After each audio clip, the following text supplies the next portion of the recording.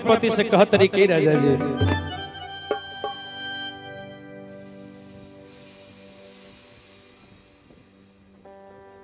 कि नैन छुरी से कटारी हो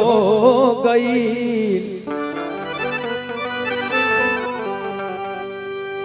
कि नैन छुरी से कटारी हो गई,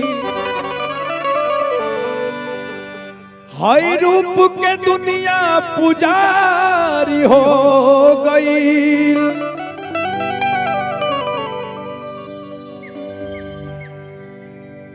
कि नैन छुरी से कटारी हो गई और रूप के दुनिया पुजारी हो गई। और जब केहू नजरिया में आके बस जाला त जनिह की प्रेम के बीमारी हो गई। देखिए एगो पत्नी अपना पति से कह तरीके राजा जी, पति प्रदेश में रहता रे, अब पत्नी पत्नी कह तरीके देखी आज ले रहुआ हमरा के कुछो ना देले हो, लेकिन आज हम रहुआ से एगो फरमाइश करतनी, चाहे करा के फरमाइश समझिए चाहे करा के हमार निहोरा समझिए विनती समझिए। पत्नी कहता रे त्रिलोकी बाबू और चोरी करिहा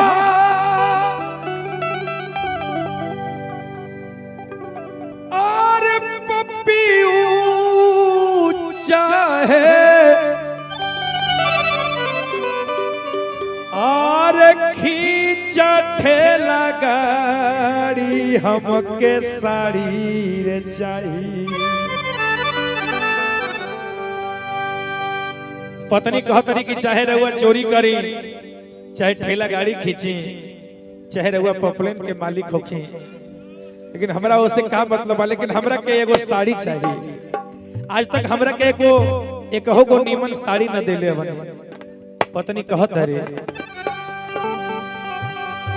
और चोरी करिहा और पपियू रे चाहे और चोरी करिहा पपियू चाहे और खींचा ठेला गाड़ी हमके साड़ी रे चाहिए, हमके साड़ी चाहिए। काहे और कबल फीची और हई गवना के छाड़ी हमके साड़ी चाहिए। कल फीची गवना के छाड़ी हमके साड़ी चाहिए। कल फीची गवना के छाड़ी हमके साड़ी चाहिए। त्रिलोकी बाबू तो 200 रुपया में साड़ी हो जाए ना? त्रिलोकी बाबू ये 200 रुपया में कौन साड़ी हो यो? अच्छा 400 हो चले। पत्नी कहता रे अरे चोरी करी हा अरे पपियू रे चाहे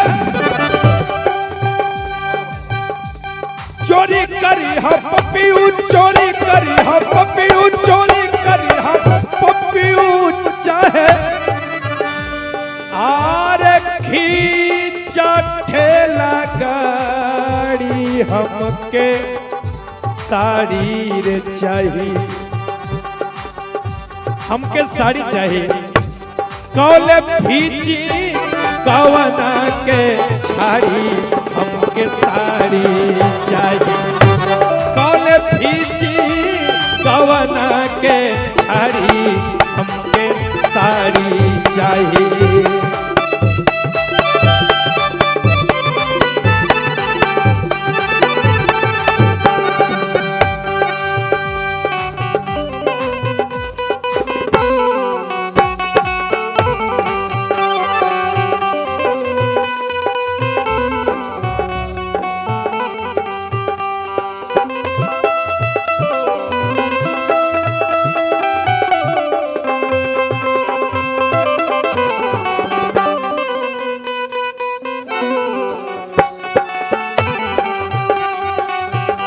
ए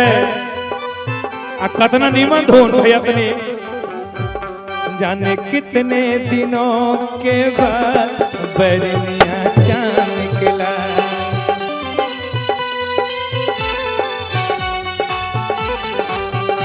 जाने कितने दिनों के बाद बरनिया चांद निकला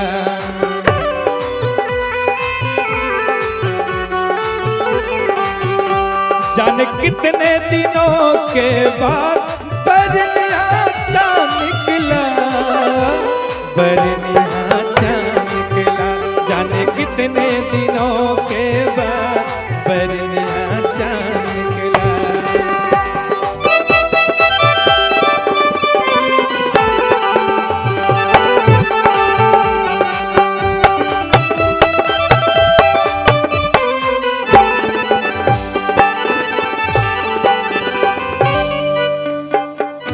कहतारी कि हमके साड़ी चाहिए औरतिया कहतारी के राजा जी कि देखी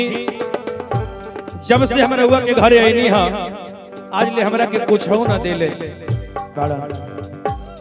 आज हमरा हुआ से मांगत तनिका कहतारी संग के सहेली हमर लहंगा झमकावे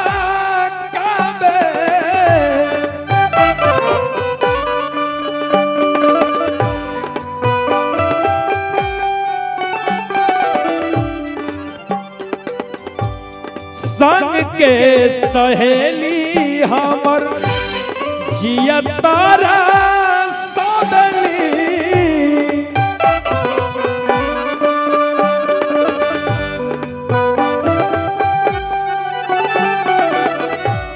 संग के सहेली हमर जिया तारा सबली किस्म के साड़ी लहंगा झमकावेली लहंगा झमकावेली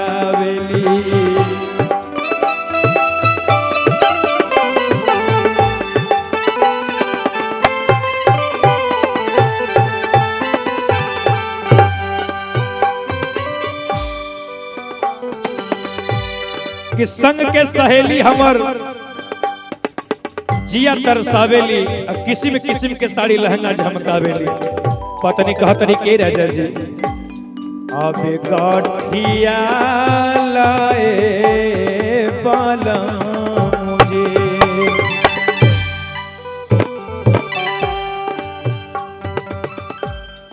और अब गठिया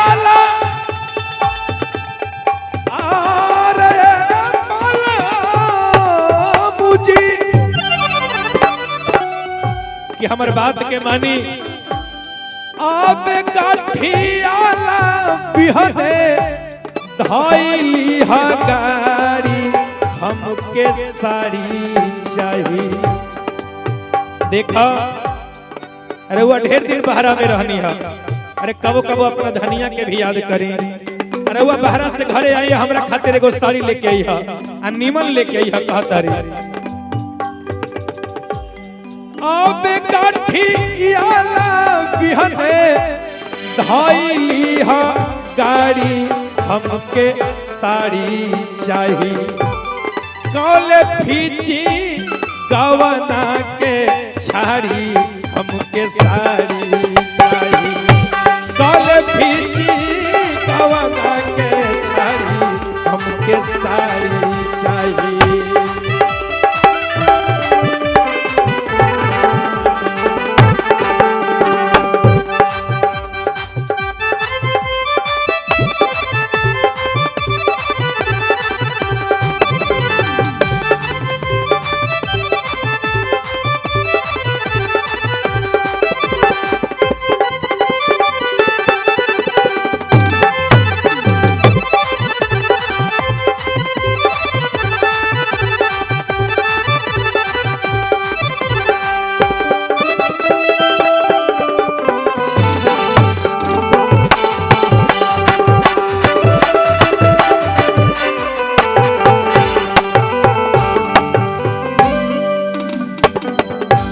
आ कहतरी कि तनिका याद करी आज ले हमरा के कुछ नहीं खे देले बाड़ा आज हमरा पास हमरा लगे जौन बाड़ा सब हमर नहीं हरे के बा कहतरी याद कर कई बरिस भइल मोर कवना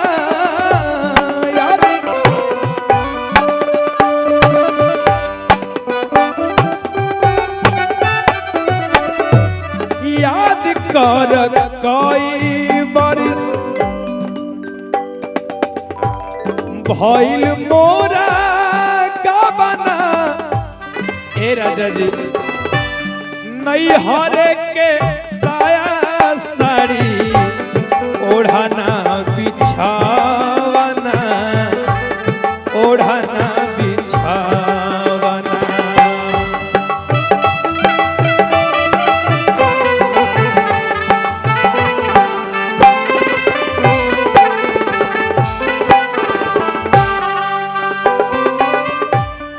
नहीं हरे के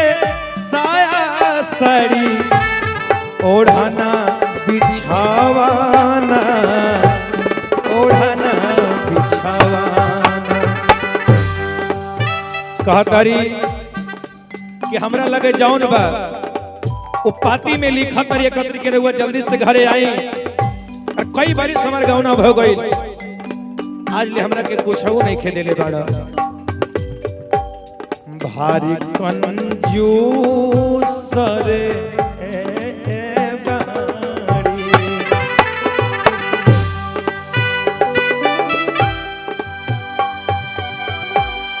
भारी और कंजूस रे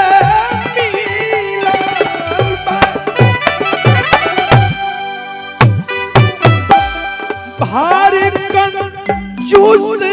हमार सासू मिलल बाड़ी हमके साड़ी चाहिए किरौरा तक घरे रहते नहीं खे एक तो हमारे संग करम बाकी हमारे सासो इतना कंजूस मिलल बाड़ी की एगो फटहो लुगरियो ना हमरा के देत बाड़ी भारी कंजूस बाड़ी सासू मिलल बाड़ी हमके साड़ी चाहिए हमके साड़ी चाहिए कौले भीजी गवना के साड़ी हमके साड़ी चाहिए कौले भीजी गवना के साड़ी हमके साड़ी चाहिए